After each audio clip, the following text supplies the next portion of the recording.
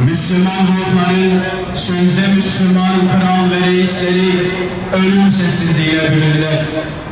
Bizler Müslüman halklar olarak sokaklarda ve meydanlardaydık ve olmaya da devam edeceğiz. Korkmadan, çekinmeden Siyonizmin karanlık yüzüne haykıracağız. Kılıcı evlen, kılıcı kuşan ve tekrar haykıracağız. Hepimiz Yahya Sinvar'ın askerleriyiz. Bismillahirrahmanirrahim. Elhamdülillahi Rabbil alemin. Esselatu vesselamu ala Resulina Muhammedin ve ala alihi ve sahbihi ecmaîn. Kıymetli kardeşlerim, bir yıla yaklaştık. Evet, bir avuç mücahidin barbar, katil, vahşi Siyonistlere karşı olan mücadelesini bir yıldır duyurmaya çalışıyoruz. Bir avuç Müslüman, yeryüzünün en aşağılık kavmine karşı varlık mücadelesini yürütüyor. Canlı yayınlarda her gün çocuklar katlediliyor, bebekler katlediliyor, kadınlar öldürülüyor, bombalar yapılıyor, masum siviller öldürülüyor ama dünyadan bir ses yok. Değerli kardeşlerim, çok konuştuk. Adeta sözün tükendiği yerdeyiz. Öyle ya, kırmızı çizgilerin aşılması için daha ne yapılması gerekiyor? Her gün çocuklar katledilirken, bebekler katlediliyor, kadınların, bacılarımızın feryadı aşağılayı titretirken, Müslümanlara yönelik bunca zulüm ve vahşet yapılırken, bizim Müslümanların, Müslüman ülke yöneticilerinin kırmızısı ne zaman kırmızı olacak diye çok bekledik. Lakin şunu tüm samimiyetimle söylüyorum, kırmızı ne kadar kırmızı olursa olsun maalesef bunların kıpırdayacağı yoktur. Canlı yayınlarda her gün bunca zulüm ve vahşetler işlenilirken birilerinin kınaması bizi artık doyurmuyor. İslam ülkelerinin yöneticilerinin bir araya gelip yaptıkları tiyatrolar sadece zalimleri azdırmaktan başka öteye gitmiyor. Öyleyse Müslümanlar olarak ne yapmak lazım? Evet, boykotu yapacağız. İsrail'in ölümlerine karşı Müslümanlar duyarlı olacak. Meydanlarda olacağız. Hakka haykıracağız. Sloganlarımızı atacağız. Ama Allah şahittir, artık slogan atmaktan ümmet olarak utanır hale geldik. Bu memlekette İslam coğrafyasının haline bir bakın. Adeta kıpırdama yok. Sadece bir avuç Müslüman, yüreği yanan, dertli olanlar meydanlarda, fakat insanlık uyuyor, uyutuluyor. Adeta Gazze bir vahşetin içerisinde bırakılırcasına Müslümanlar sessiz bir şekilde olayları seyrediyor. Hatırlayın, Hazreti Hüseyin Kerbela'da şehit edildiği zaman biz o günlerle ilgili menkıbeleri dinlediğimiz zaman diyorduk ki nasıl olur da Peygamberin torunu şehit edildiği vakit o zamanki Müslümanlar sessiz kalabildi.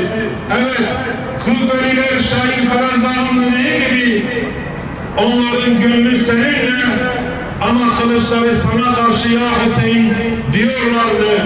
Dolayısıyla İslam ümmeti adeta bir Kufe sendromu yaşıyor. Herkesin gönlünde evet Gazze var, Müslümanların muzaffer olması için mücadele var veya bir noktada dua ediliyor ama bu dua fiiliyata dönüşmüyor değerli kardeşlerim. Biz şimdi Hazreti Hüseyin'i daha iyi anlıyoruz. Biz Endülüs'te Gırnata'yı daha iyi anlıyoruz.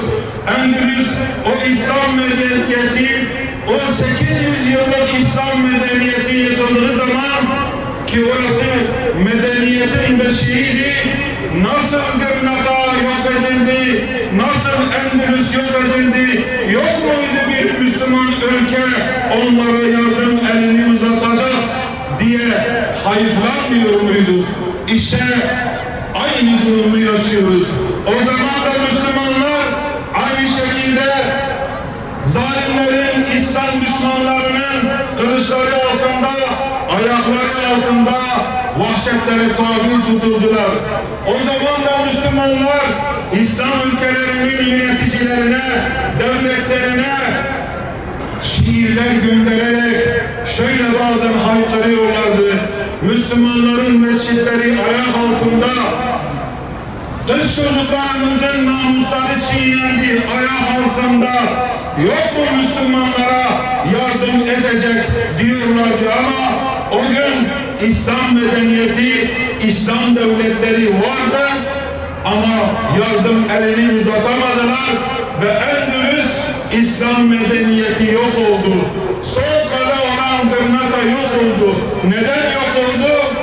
Bakınız, Endülüs orada 22 devlete bölündüler, parçalandılar, birbirleriyle uğraştılar. En nihayetinde tefrika, siyasi komplolar, ihtiraslar neticesinde koskocaman bir medeniyet yok oldu ve kimse onlara elini uzatamadı. İşte biz diyorduk ki nasıl olur da kimse Endülüslere el uzatamadı. Aynı durumu yaşıyoruz değil mi? Şimdi bizden sonra çocuklarımız diyecek, bu Müslümanlar ölmüş müydü ki Gazze ümmetin gözü önünde katledildi, parçalandı, feryatları aşağıya yükseldi. Hiçbir işlerinde ruh yoktu ki onlara karşı bir yardımda bulunmadılar. Endülüs yok edildiği zaman canlı yayınlar yoktu. Belki İslam ülkelerinin devletleri, halkları yapılan bu zulümlerden bir haber diler veya vahşeti tam olarak algılayamıyorlardı. Ama vallahi bizim hiçbir mazeretimiz yok. Çünkü biz her şeyi net bir şekilde görüyoruz. Allah'a hesap veremeyeceğiz. Kendimizi Müslümanlar olarak kandırmanın bir gereği yoktur. Ülkemiz için de söylüyorum, diğer ülkeler için de söylüyorum. Bakınız, bir yıl oldu, doğru düzgün sokaklarda ciddi bir kitlesen eylem bile yapamadı Müslümanlar. Adeta gündemimizden düşürüldü ve suni gündemlerin içerisinde boğulur hale geldik. İç kargaşalıklar, ihtilaflar, siyasi meseleler, şuculuk, buculuk derken Müslümanlar tıpkı Endülüs'te olduğu gibi paramparça bir hale geldi. Beni Müslümanlar, dedim ya, sözün tükendiği yere geldik. Müslümanların izzeti nerede? Müslümanların onuru nerede? Sadece bir Müslüman bacının örtüsüne el uzatıldı diye Peygamber aleyhisselam Yahudilerin üzerine bir ordu gönderdi. Bugün Müslüman bacılarımızın iffetine el atıldı. Bugün kardeşlerimiz parça parça edildi. Daha ne zamana kadar bu ümmet böyle miskin ve zillet içerisinde kalacak? Ne zamana kadar sadece Müslümanlar kınamalarla yetinecek?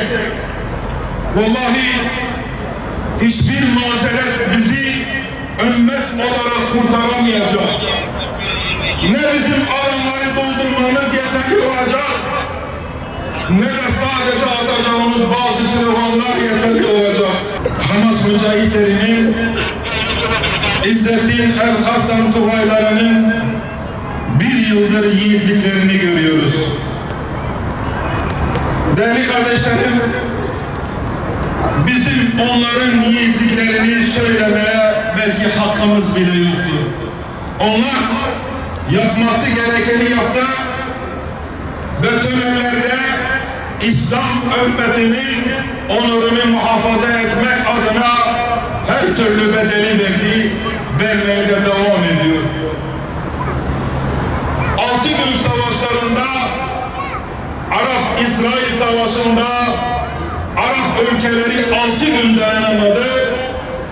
Yahya Sinvar, Muhammed Daif'in askerleri 1 yıldır 40 imkanlarla mücadele ediyor. 1 yıldır. Bir avuç mühimmatla, bir avuç silahla, Yasin roketleriyle bize şunu gösteriyorlar. Direnmek için, mücadele etmek için devlet olmaya bile gerek yoktur. Yeter ki azim olsun, iman olsun, irade olsun, bir avuç Müslüman tüm kainata meydan okuyabilir. İşte bunun dersini veriyorlar. Bize şunu tekrar öğretiyorlar. Vallahi, billahi, bütün kınamalar, bütün sloganlar İsrail'e karşı Müslümanların gösterdiği bir kurşun kadar değerli değildir. İzzet ve onur cihattadır, mücadelededir, şehadettedir. Ümmet bu ruhla dirilmeli, bu ruhla mücadele etmeli ve meydanlara gelirken bu ruhu kuşanarak, alanlara inerek İslam düşmanlarına karşı bunun mücadelesini vermelidir ki tıpkı Hamas ve bir avuç Müslüman gibi, tıpkı yalın ayaklı Yemenliler gibi. Demek ki istenildiği an Müslümanların yapabileceği bir şeyler vardır. Herkes, bütün Müslümanlar ümmet coğrafyasına bakın. İslam ülkelerine bakın. Bir zillet hali çökmüş, ses bile çıkmıyor doğru düzgün. Bakınız, gerçekleri konuşmak zorundayız. Arap ülkelerine bakın, ses yok. Mısır'a bakın, ses yok. Ürdün'e bakın, ses yok. Diğer ülkelere bakın, ses yok. Ülke olarak bizim ülkemizden bile İsrail'e giden bir şeyler var. Yine ciddi manada bir ses yok. Nereye bu gidiş? Nereye gidiş?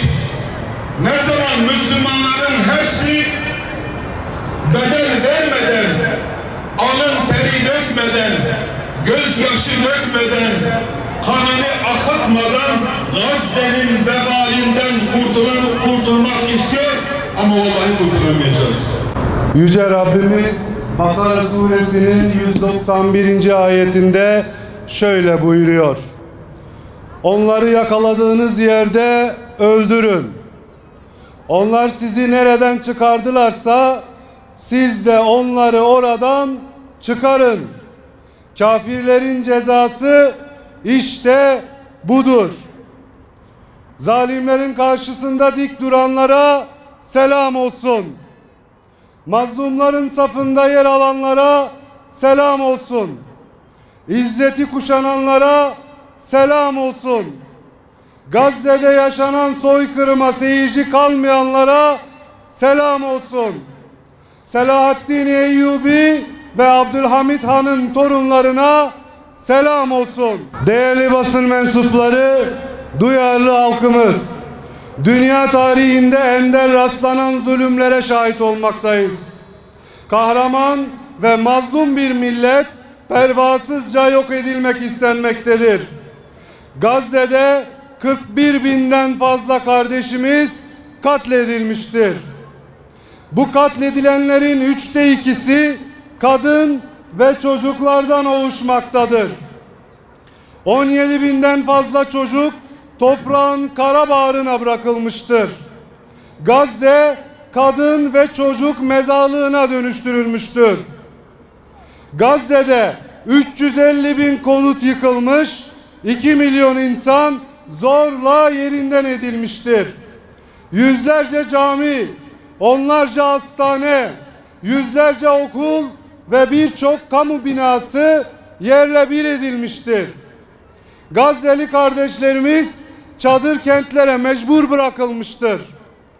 Kana, gözyaşına doymayan Siyonist rejim çadır kentlere de saldırmaktadır. Evleri, barkları yıkılan bir halkın çilesine tüm dünya seyirci kalmaktadır.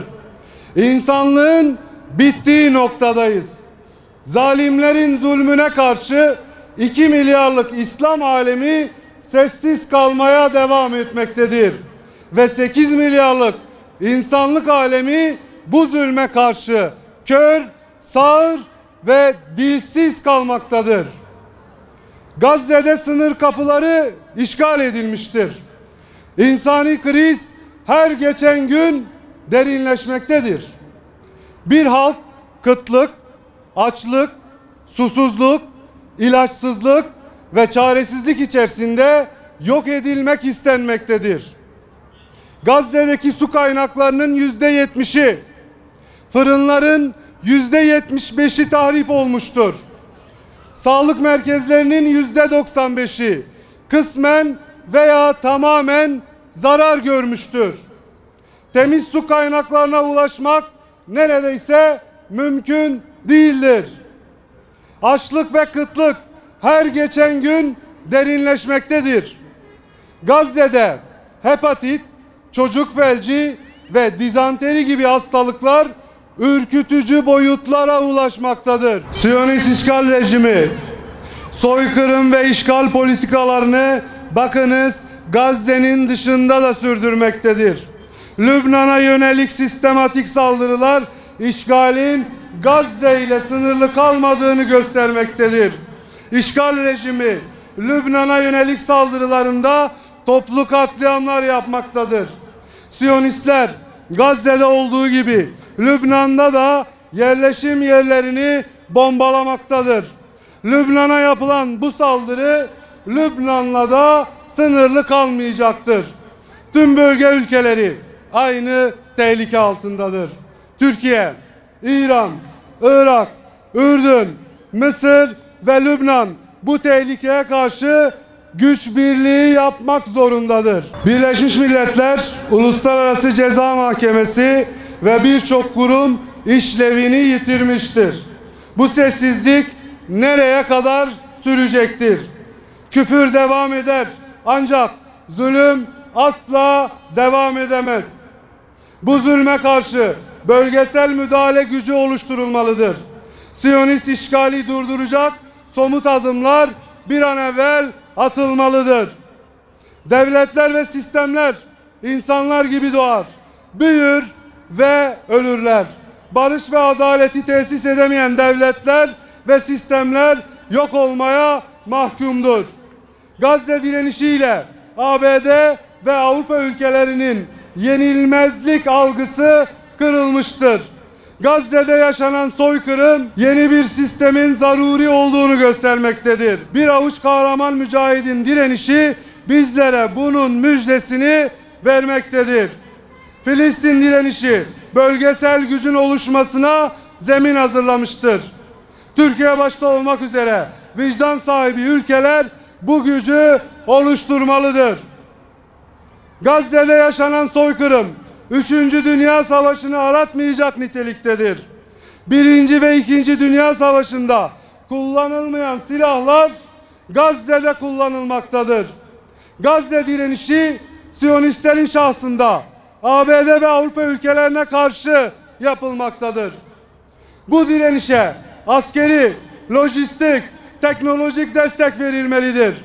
Siyonist rejimin varlığına karşı Hamas'ın varlığı korunmalıdır. Gazze halkının istiklal ve istikbali gözetilmelidir.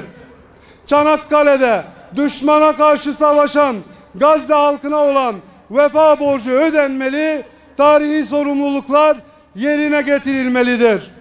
Kardeş Gazze halkıyla tarihi, kültürel, vicdani ve insani gönül bağımızın olduğu unutulmamalıdır. Yaşanan zulme karşı sessiz kalınmamalıdır.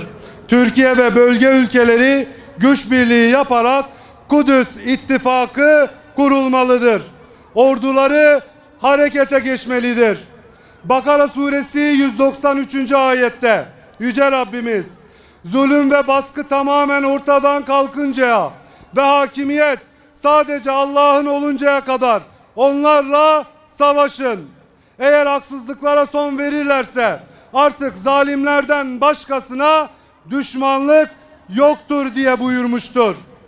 Dünyanın özgür halklarından ve vicdan sahibi devlet liderlerinden talebimiz şudur: Siyonist işgal rejimine destek sağlayan ürünleri boykot etmeye devam ediniz. Üçüncü ülkeler üzerinden Siyonist işgal rejimine petrol sevkiyatı başta olmak üzere ticaretin her türlüsünden vazgeçiniz. Filistin devletinin tanınması ve Gazze'de soykırımın durdurulması için çaba sarf eden devletlerin ve uluslararası alanda bu yönde başlatılan tüm girişimlere destek veriyoruz. Hamas'ın Gazze'de kalıcı ateşkesin sağlanması yönündeki şartlarına destek veriniz. Uluslararası kararlar neticesinde Gazze'de kalıcı ateşkesin sağlanması, işgalcilerin Gazze'den çekilmesi, Gazze'nin yeniden imar edilmesi, insani yardımların ulaştırılmasına yönelik söz konusu kararların pratikte yerine getirilmesi için Siyonist Şer İttifakı'na karşı baskı yapılmasını talep ediyoruz. Siyonist işgal rejimi denize dökülüp haritadan silinene kadar azim ve kararlılıkla Kudüs davasını savunmaya devam edeceğiz. Lübnan halkına yapılan saldırı ve katliamları durduracak somut adımlar atınız.